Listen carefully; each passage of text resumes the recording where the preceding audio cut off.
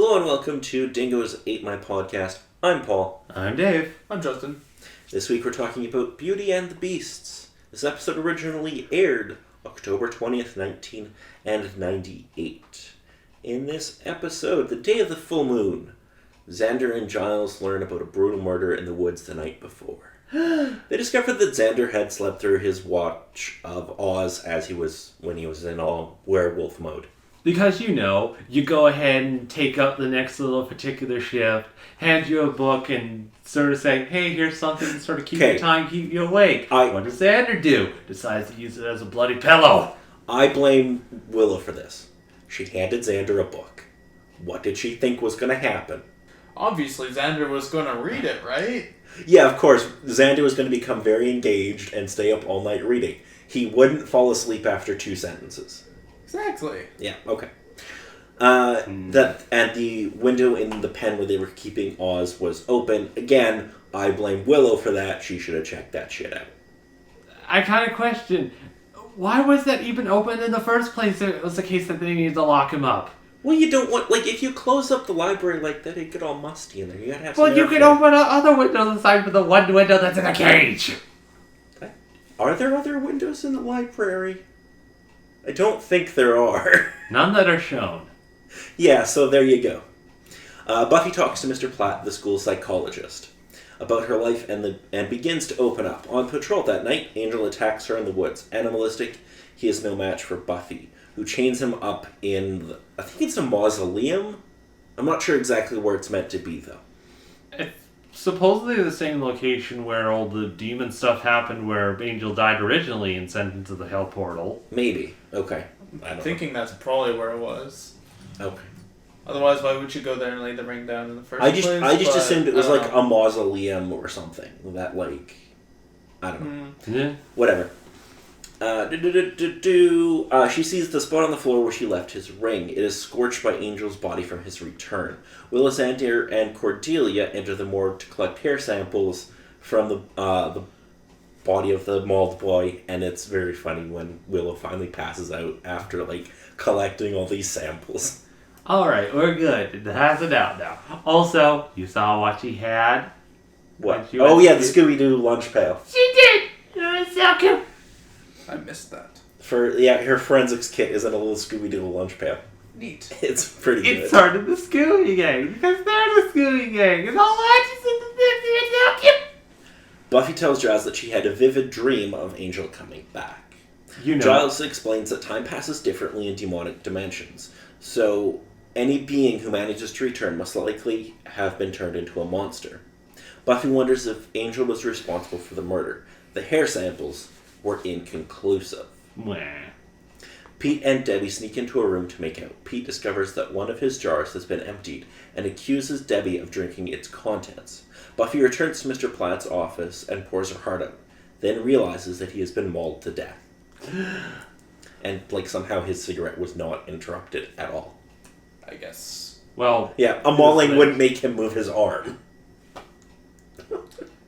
That's true. But, they needed some sort of particular thing to sort of show, oh, hey, this isn't the thing that should be happening. Oh, no, the psychologist died. Another particular tick on the list of people who are actually nice to Buffy. He's also the 7th member of the faculty to die. Pete yells at Debbie, then transforms into a monster. He tells her that he used to need the substance to transform, but now only needs to get mad. He begins to beat Debbie, then tells her that it's her fault for making him mad. Turning back into his human form, she forgives him. Oz is no longer suspected, as Mr. Platt was killed during the day. He meets up with Debbie and notices her black eye. Buffy and Willow seek out Debbie and try in vain to talk sense into her. Meanwhile, Angel breaks free from his shackles, and Pete finds Oz in the library. Pete turns into a monster and starts to beat up Oz for talking to Debbie. The sun sets and the tables are turned when Oz transforms into his werewolf form. Oz becomes evenly matched in strength and begins fighting Pete. Buffy tries to tranquilize Oz, but Debbie pushes the gun out of the way, and Buffy ends up shooting Giles. Which is very funny. Buffy chases after Pete while Willow and Faith pursue Oz. After a struggle, Faith sedates Oz with a dart, Buffy follows Pete's blood trail, but finds Debbie first, and despite her pleas and attempts to appease him, he kills her. Buffy finds Pete, but he knocks her to the ground and advances threateningly on her. Angel arrives, and he and Pete begin fighting. Angel uses the chains that he were used to bind his wrists. Okay, brain. Wrists to kill Pete. Afterwards, he reverts to his human form and calls out Buffy's name before falling to his knees and embracing her in tears. Buffy begins to cry as well, finally accepting that Angel is back. But why? Da-da-da. Anyway. But why? That is the episode. What did you think of this one? Well, right at the end of the episode, it's like, I just got over this, and now he's back. It's like, what do you want me to do? Just what?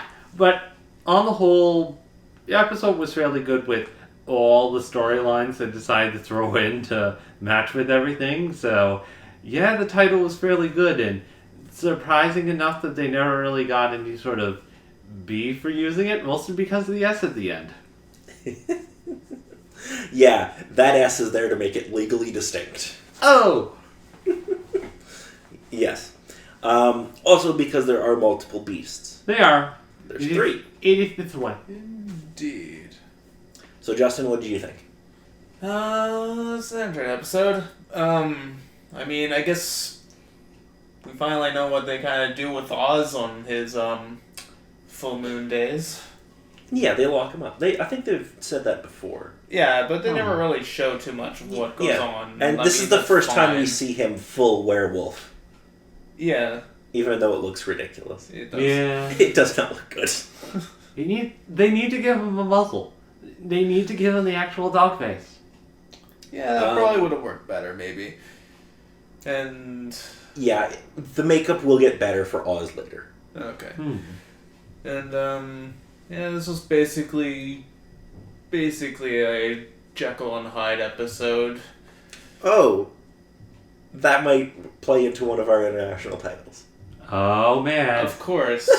I mean, it basically wrote itself. I mean, won't like me when I'm angry, and he just kind of gets mad. Well, he's also the Hulk in a way, but not really the Hulk. It's an evil version of the Hulk. Kind of. Well, because the Hulk is normally a good guy. And Pete's kind of an asshole. No, it's pretty much Jekyll and Hyde is the best way to sort of take it. Yeah, but Jekyll and Hyde inspired the Hulk. Stanley has openly said that was... He was like, yeah, what the fuck? I don't know, but he did say you don't like me when I'm angry or something like that. Yeah. So, I mean, that's like a Hulk quote, I think. Yeah. Good. Alrighty, anything else to add before we move on to international titles? No, I think mostly with this episode, it was good to sort of see that they meshed everything together decently seamlessly. After it was a case of showing off the two couple characters with Buffy and her squeeze, it was kind of like, okay, that's where the additional thing's going to be coming into play, but how's that going to work? And then they showed off the formula thing, and it's like, oh. So, the dude who plays Scott Hope, that dude is super short. Okay. Because he's barely taller than Sarah Michelle Gellar, and she's like 5'4". Okay. So he's super short. Okay. The other thing, he's been in a bunch of TV that you've probably seen. I wouldn't be too surprised, depending. Not a ton of movies. He was in an episode of Are You Afraid of the Dark, and he's done a bunch of other stuff. Not, a big star, but works pretty consistently. Hey, we need a random person to do this particular role. Randomly walks by. You're part of this show. But I'm already part of somebody other ones. I'm going to be late for an episode that I need to shoot. It'll only take 5 minutes. Get in here. It's like, okay. Alright, international titles. In French, they didn't exactly get creative for French. It's The Beauties and the Beasts. Why are there multiple beauties? Like Buffy, I can understand, and I'm guessing they're supposedly adding Faith and the... Oh, no, what's girl. her name? Shit, it's in my plot synopsis. Debbie, you could argue. Not Debbie, obviously, but is there supposedly another one that added to that list? Does Willow count because it's Oz? Or... Sure, why not? It was in like every episode. So was Buffy. That doesn't... What? The Beauties and the Beasts?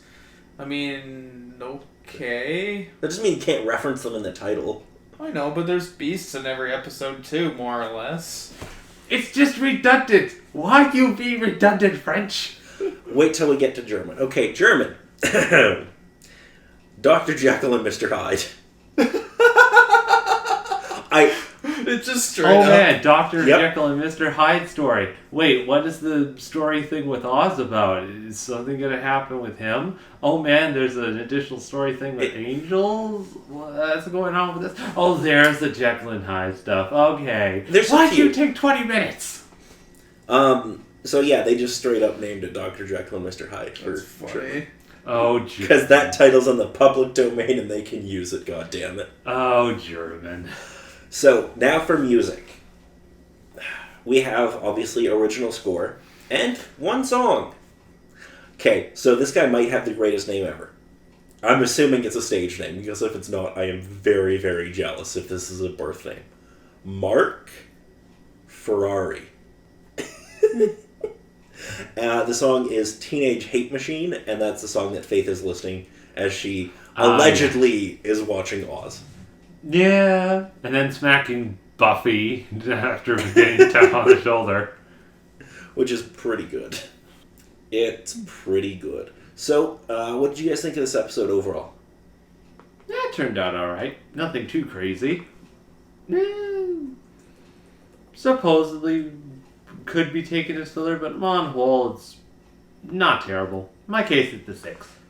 Well, I mean, it isn't filler because Angel kind of... Well, I mean, we get to find out a little bit more of Angel, why he's back a little bit, but not really. You get to see more of him do things after getting out of hell. Yeah, he gets his contract states he has to be in at least one scene in every episode, god damn it. And they're gonna get him in there. Yep. He had a light day of work for this episode. I know. It was basically, he came in...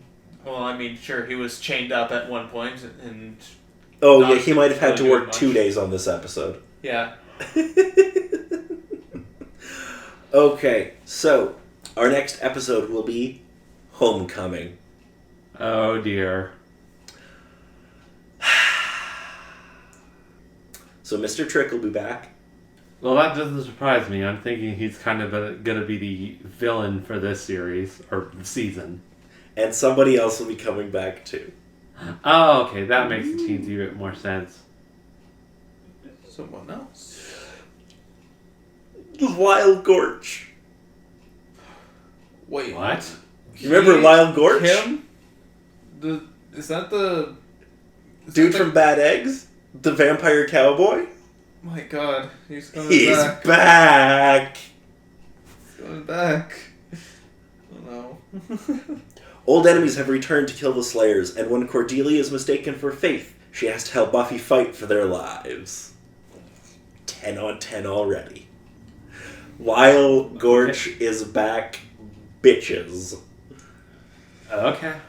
I'll suppose I just have to see it and how this same questioning expression's like, what? But then I also need to remember it's Buffy the Vampire Slayer, and it's like, okay, it makes mild sense. It's gonna be a real good time the next few episodes. But that's all I'm gonna say for now. I'm Paul. I'm Dave. I'm Justin.